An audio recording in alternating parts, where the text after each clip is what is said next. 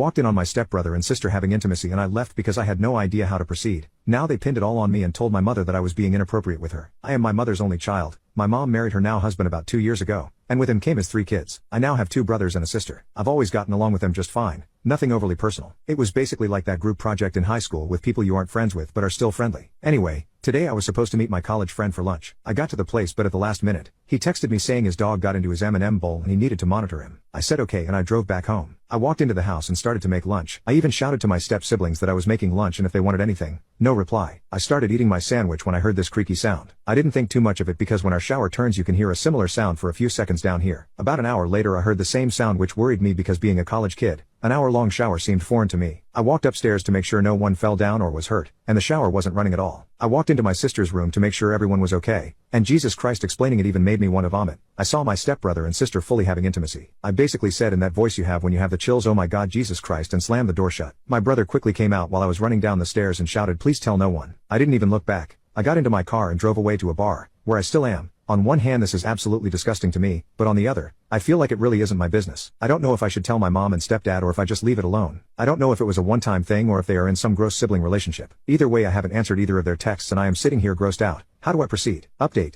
So, after I left the bar that night, I went to stay at a friend's house. I thought about what the hell I was going to do and decided that the best course of action was to not say anything to my parents yet, but to talk to my siblings individually first, and then together and see what was going on and if one or both of them needed help of any kind resolving the situation. Well, that was a nice plan, but it blew up in my face the next morning.